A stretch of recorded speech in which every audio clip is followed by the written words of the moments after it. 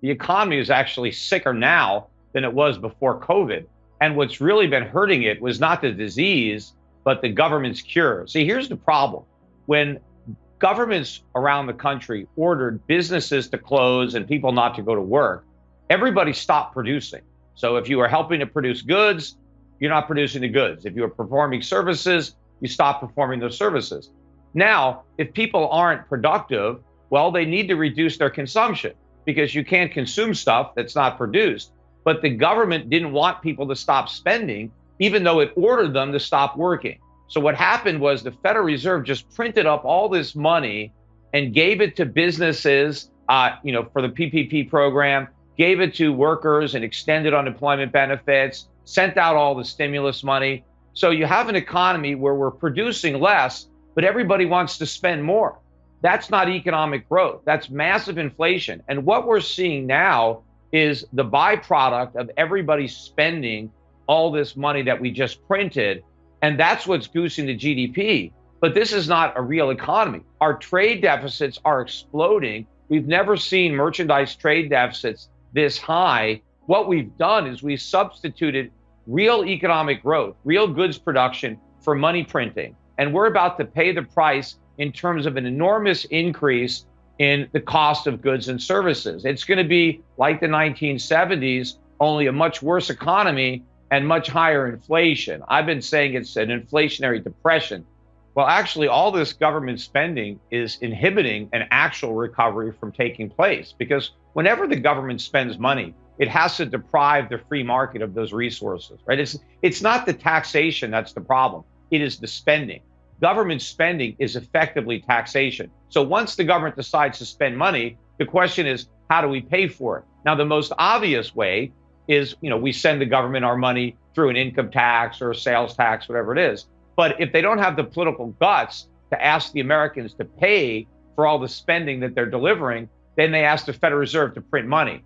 But that doesn't mean we get the government for free. It just means the government is robbing us of the purchasing power of our money. And that's what's happening. The government is creating money, putting it into the economy, giving it to people to spend. These people are bidding up prices. And that's what's driving the GDP. It's higher prices and more spending as we are producing less, right? That's why you see this enormous trade deficits. But I get all these stories from people that email me, and I experience it myself. There is a widespread shortage of stuff. You have to order things, and it takes months and months to get them.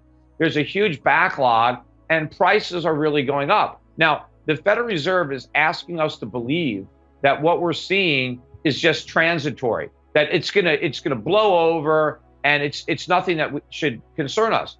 But this is exactly what the Federal Reserve said in 2005, 2006 about subprime. They told us, ignore what's happening in the subprime mortgage market. It's contained. It's not going to be a problem for the mortgage market. It's not a problem for housing. It's not a problem for the economy. Just ignore it. It's no big deal. Well, the Federal Reserve was completely wrong about the subprime market being contained. They're now just as wrong, if not more so, about inflation being transitory. We are at the beginning of a huge escalation in the cost of living. And they are throwing gasoline on the fire right now by continuing to spend more money paid for by the printing press. Even though they're talking about raising taxes on the rich, the amount of revenue that those higher taxes are actually going to raise is going to pale in comparison to the money that they want to spend. And that particular type of taxation that's targeted at the rich, what ends up happening is the rich don't spend less, they invest less. And investing is what drives economic growth, because investments is what creates, productivity, businesses, jobs. That doesn't come from what rich people spend. It comes from what rich people don't spend. But if the government takes that money, instead, it depresses the economy. So we're going to depress the economy at the same time we're printing up a bunch of money. And the government has created such a perverse incentive. You have so many Americans that have left the workforce. They have no desire to return to their jobs because the government has given them a better deal. It is more lucrative not to work than to go and get a job. And of course, it's far more enjoyable to have a vacation and get paid more than you would get if you returned to work. So the government is paying people not to produce and then giving them money to buy the stuff that they didn't produce. This is going to be an inflationary apocalypse. That when the government is taxing corporations, they're not really taxing corporations. They're taxing the shareholders of those corporations. So it's the people that own the corporations that pay that tax.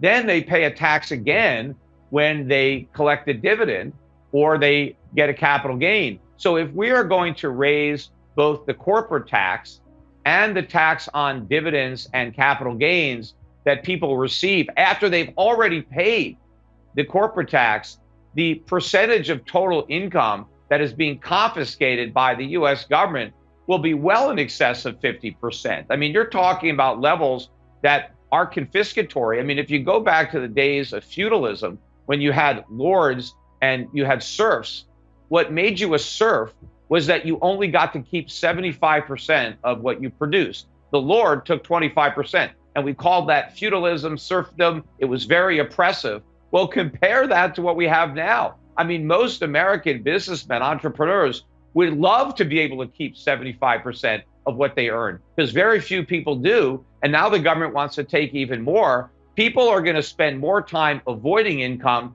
than generating income. And it's the activity to generate income that drives the economic train. That's the goose that lays the golden eggs. Because if I want to produce income, I have to provide consumers with goods and services that improve their lives, and I have to employ other people to help me do that. So the minute the government, stamps out the desire to make more money because the government is taking so much of what's being produced, all that economic activity goes away. And even though they keep saying, hey, these tax increases are targeted at the rich, so if you make less than $400,000, you don't have to worry about it. Well, maybe you end up losing your job because the person who is going to employ you no longer has the desire or the capital to provide you with a job.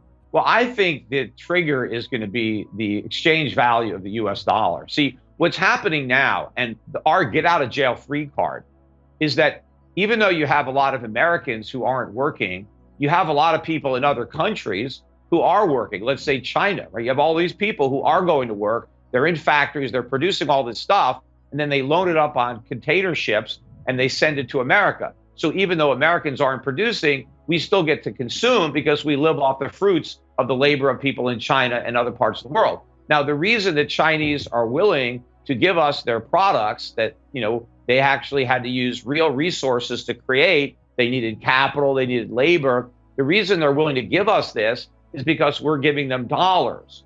But all the dollar is a piece of paper. It doesn't have any actual real value like all the consumer goods that we're getting from China. They're just getting IOUs. Now, when the Chinese and the rest of the world lose confidence in the future purchasing power of those IOUs, they're not going to want to accept them anymore in exchange for their stuff.